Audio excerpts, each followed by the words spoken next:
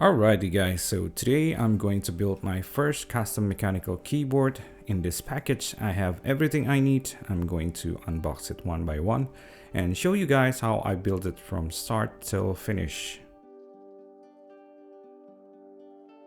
For the keycaps, I choose APOmaker AKKO 9009 keycaps because I want to have a retro look with a green accents to it. I'll unbox this later. But first, let's go to the TM680 keyboard kit, shall we? There's no logo whatsoever, just this thing says KF068 white. To be honest, the packaging looks very blunt. It is hot swappable PCB board compatible with 3 to 5 pin switches. RGB lights are included. There's also underglow RGB light in this thing, which is nice. And this is some instruction manual came from the shop I bought in Indonesia via Tokopedia. If you guys want to build your own mechanical keyboard, you should definitely check this shop. By the way, this is a non-sponsored review. Basically, it's just an instruction to install the switches to the hot swappable socket. So the kit includes a case, PCB board, plate and stabilizer, and we're all assembled already. The package also includes the switch puller and the keycaps puller. And inside this box is the USB cable.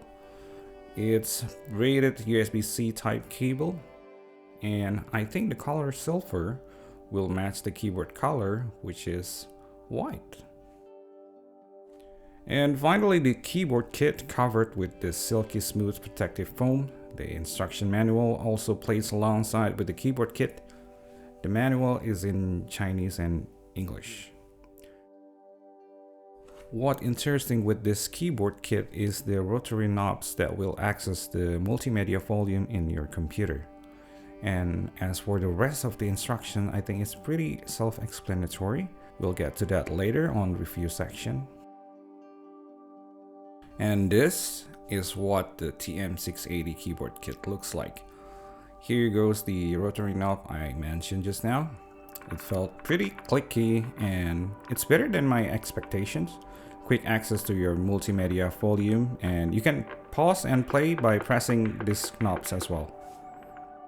And here is someone's hair accidentally get into this thing and was sent to me. Nice. Speaking of QC. Anyways, the stabs were all already in place, so basically out of the box you are ready to go. Just install the switches, keycaps and done. If I'm not mistaken, the bottom part of the housing is plastic while the top and the plate is aluminum. And there goes the underglow RGB light on the side.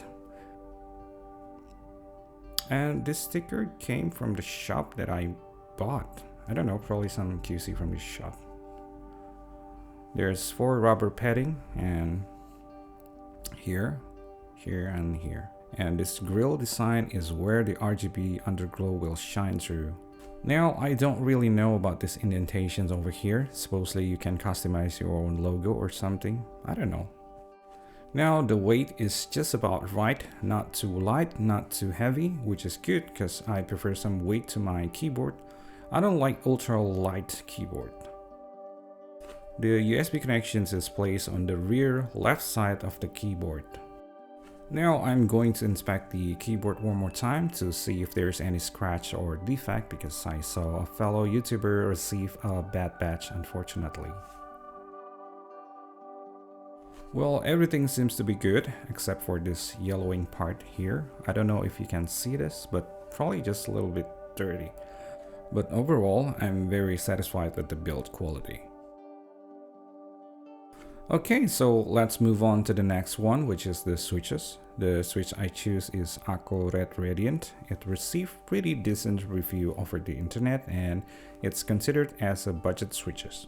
On the back you can see the forced travel diagram. If you want to go all technical, go ahead, pause it. I honestly don't understand. It looks like the company stocks market to me. I tend to rely on how my fingers feel when it comes to choose the right switches for me. Here's AKKO social media if you're interested. Go ahead, check them out, and of course it's made in China. I really like the way AKKO present their product. There's 45 switch in each of this box. Does this look red to you? It looks orange to me. Now let's unbox this keycap from AKKO, the 9009 Retro Themes. The keycap sets also came with alternative color, which is pink. Love the color, but I'll use the green instead.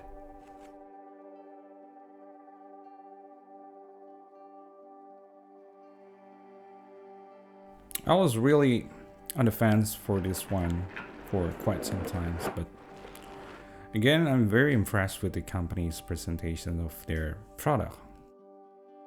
You got this metal case for the keycaps, very cool, and match the color themes too.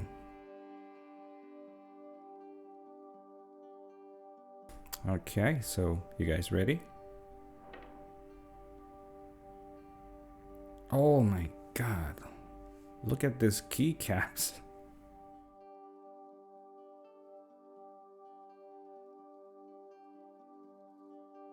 Okay, let's get into a closer look into these keycaps.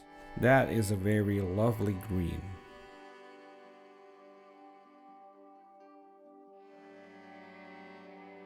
Also came with the keycap spooler. Right, so can't wait to see how it looks when I put all the keycaps into this keyboard. Let's proceed then, shall we?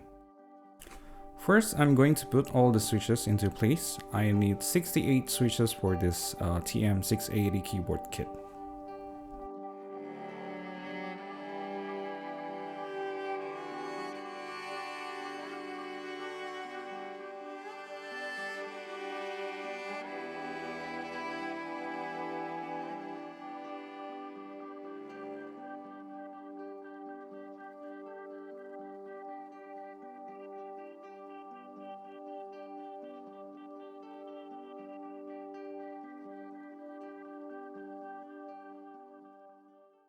Since the keycap I use does not allow the RGB light to shine through, I think it's best time to display all the lighting modes now.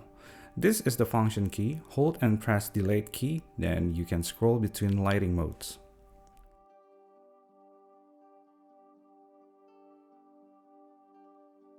Press functions and left or right arrow key to change the lighting effect speed.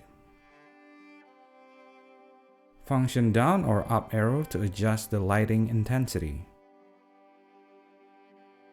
There's a total of 20 lighting modes to choose from. I'm going to show all the lighting modes briefly.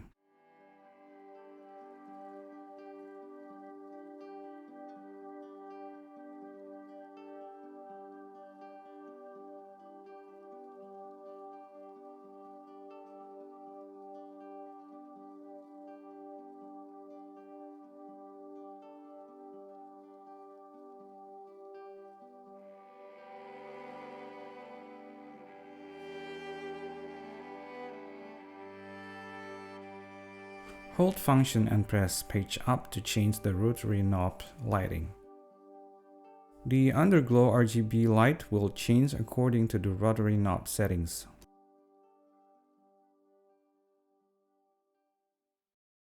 Right, so it's time to install the keycaps. Since this is my very first custom built keyboard, I really want to personalize this with my own taste. I wanted to have a classic look like those keyboards I used back in the era of Windows 95, but I wanted to give some personal touch to the themes. I want some green accents to it because, well, it's my favorite color and everyone have one, right? Then my sister's 1960 Olympia SM7 Deluxe typewriter came across my mind.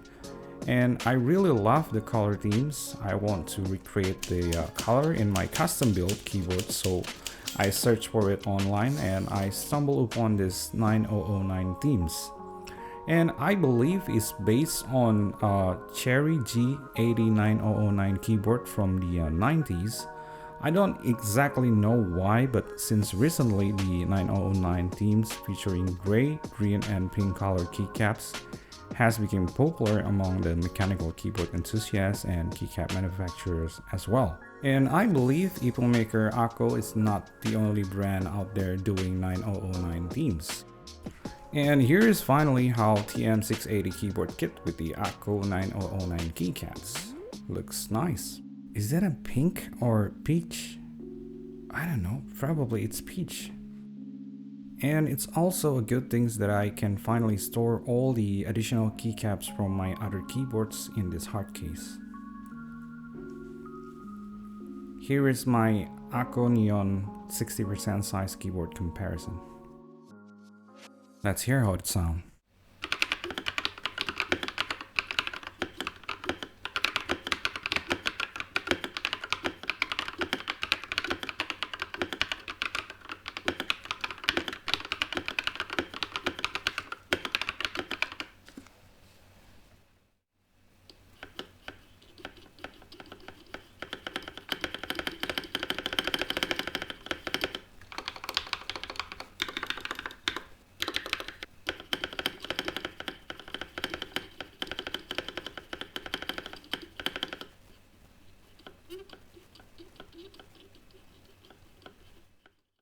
That's pretty bad and squeaky stabs right there. And I found that one of the spacebar stabilizer housing was chipped. So this began the modding sections. As you can see, I already show you what to expect with the stock keyboard set. Now I'm going to disassemble the keyboard once again and do some mods, lubing, and change the broken stabilizer. The keyboard sounded pretty hollow, so I'm going to add dampening foam on the bottom part of the housing.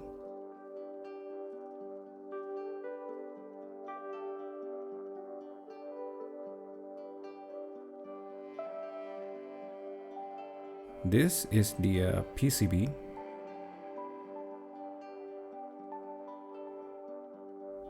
The bottom housing.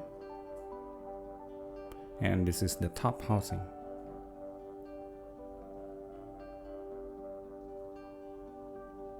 A dampening foam already installed between the plate and PCB. This is the rotary knob.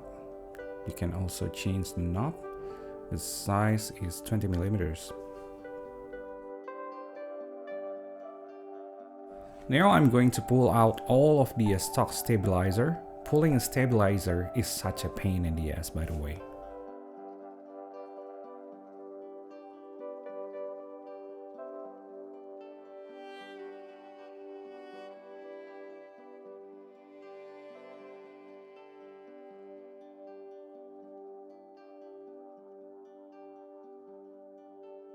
So this is the stock stabilizer.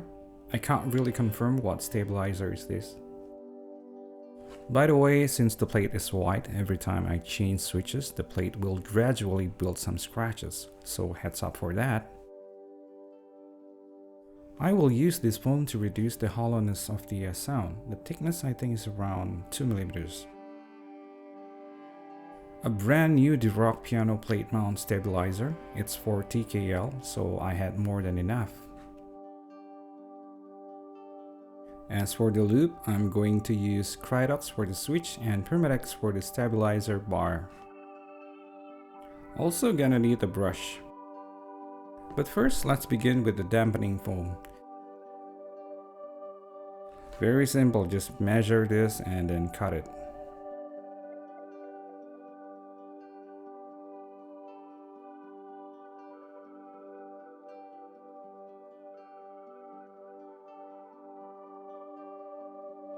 Make the holes for the screw. We need some cutaway so that the RGB light can shine through.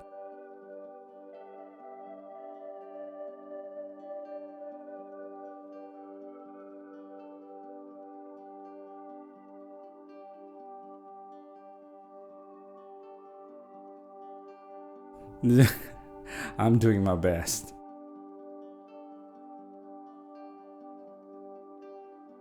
Let's put that back in. Now it's time to lube the switch with KRYTOX. Of course, I need a switch opener. Once you open the switch, there will be consist of 4 parts. This is the bottom part,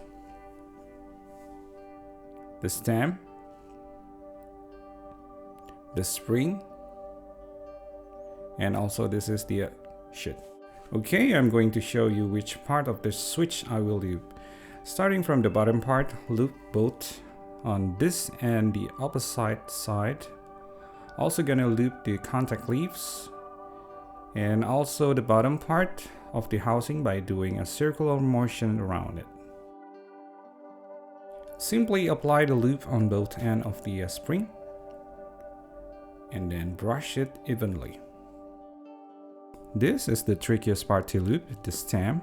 You might want to buy these things called stem holder. It will definitely speeds up the lubing process. Simply apply the lube on every side. Then do circular motion into the inner side of the stem. As for the top housing, just apply it on all 4 sides. This is the stabilizer housing. I'm going to apply KRYTOX on both left and right of the inner side. Here and here. Then the PREAMP will be applied on the bar up around this area. The aim is to reduce any friction noise between the bar and the housing. Well, as a disclaimer, this is my very first time building, lubing, and modding a keyboard, and it doesn't even involve in soldering. So I'm more into a casual enthusiast, I guess, and I'm pretty sure I did a lot of mistakes in the process of building this keyboard. So for those who watch my video and inspired to build your own keyboard, well, go ahead because it's sure a lot of fun. However, if you want to go as far as lubing and modding your keyboard, please be aware that the process is very time consuming, and please note that my lubing methods may not suitable for your switch, especially those who have a clicky switch. And I also find out that my gold DUROCK stabilizer bar does not work with PREAMP. It caused very sticky results, so I ended up disassembling it and rinse all the lubricants and reapply it with KRYTOX instead. So if you are into this hobby and ready to do all the hassles, I would kindly recommend you a better and detailed video on how to loop your switch. For English, I would recommend this video from TM680. Hopefully I've pronounced it right. For those who speak Bahasa, check out this video from TM680. I also learned a lot from this video by VARIO-TESSAR. So kindly check them out for more detailed information. Okay, so after a couple of hours, I finally finished and reassembled the keyboard. Let's hear it out and compare it then.